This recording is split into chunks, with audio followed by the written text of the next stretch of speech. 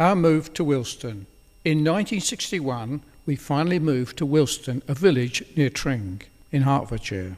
And Michael and I went to Tring Secondary Modern School called Mortimer Hill. I can remember my brother wearing winkle picker shoes, and some of the girls from the next village couldn't help but say, "Oh, look at those shoes." They were just different, and I suppose they felt threatened. It was during this time that I taught myself more about radio and amplifiers and became absorbed in my hobby. I met a man in the village called Clute Turney, who was a man who knew about televisions and radios, and he gave me a lot of help. He taught me about valve amplifiers and allowed me to build a power amplifier from all the spare parts that he had. It was a push-pull amplifier using PX4 valves and a triode driver. I had to rewind the driver and output transformers in order to get it working. I learned a lot from Clute Turney. On one occasion, I was able to connect a microphone up to my amplifier, and I directed the speaker out of my bedroom window and spoke to people outside our shop. On this occasion, I saw a woman in her garden called Ethel, and I called out with the amplifier as loud as possible, saying, "Ethel, Ethel, I'm watching you." I heard many years later that she thought it sounded a bit like God speaking to her from the sky. To occupy myself, I made things of interest. I made a cart with a large wind sail, a pair of stilts, and all the kids in the village wanted a pair.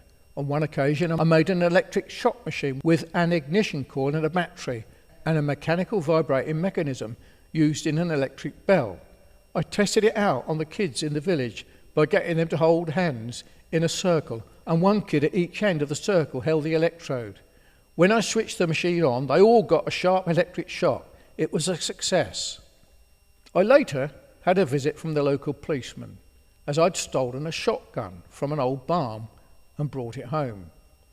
When I showed it to my next door neighbour, he recognised the gun and realised who it belonged to, and he must have informed the policeman to get it returned to its owner. Whilst at Tring School, a friend of mine, Duncan Miller, found a baby fox cub in the wood, and I wanted to keep it, so I took it home. Unfortunately, my grandma, who'd come with us to stay for a short while, freaked out when she saw it, and she was frightened. And to my dismay, my brother killed it, and to this day I felt this was very callous. I ride a 350cc Triumph motorbike. My brother mixed with all the lads who had bad reputations, and no one would dare upset them, and he was in the final year at school, Tring Secondary Modern, Mortimer Hill. He was friends with all the lads who were in trouble. One friend was Bob Shearer, who lived on a farm in Tring, and I recall Michael having a 350 old Triumph motorbike with girder front forks.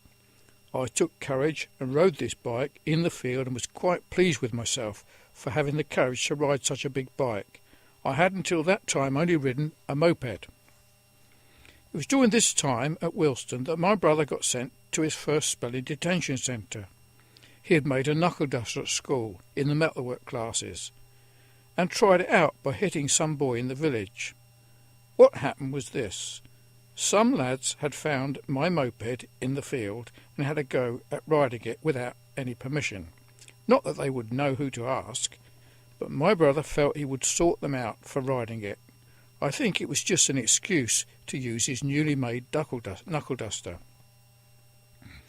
When the police were called in, he made out the knuckle duster was made for a part for the moped, and my mum was certain that this was true, and she defended my brother to the hilt. I knew it wasn't true, and my brother did too. He did a spell in Oxford Detention Centre for 3 months for grievous bodily harm. I didn't go along with my brother's violence and could not understand it.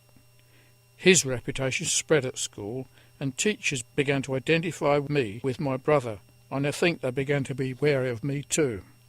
Village life proved too much for my mum, and she became depressed due to the way things were and the trouble that Michael had gotten into, so it was decided to sell up and move from our village shop to our house in Aylesbury.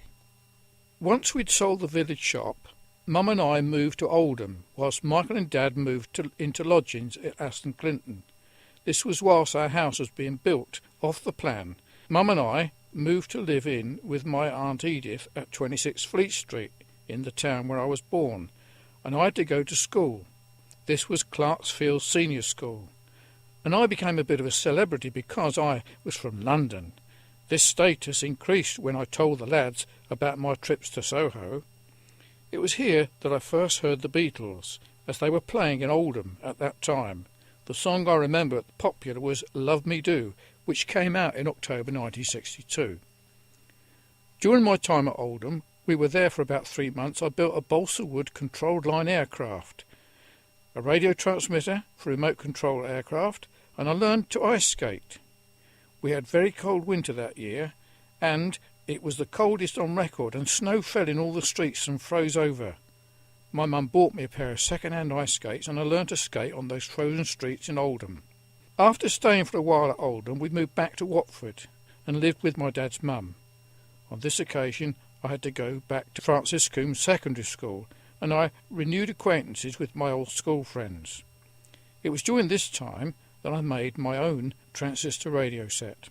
I also missed riding my moped, so I got up one morning very early and walked into Watford, where I knew a motorbike was parked, and I stole it.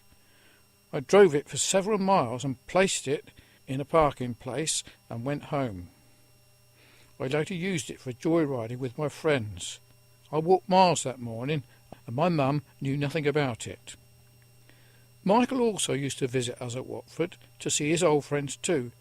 One of them played in a pop group. On one occasion, Michael gave me a pair of bell-bottom trousers and a shirt with a long pointed collar. Michael and his friend wanted to take me to a dance that was at Leavesden on a Friday night. I really enjoyed myself there and wanted to go again.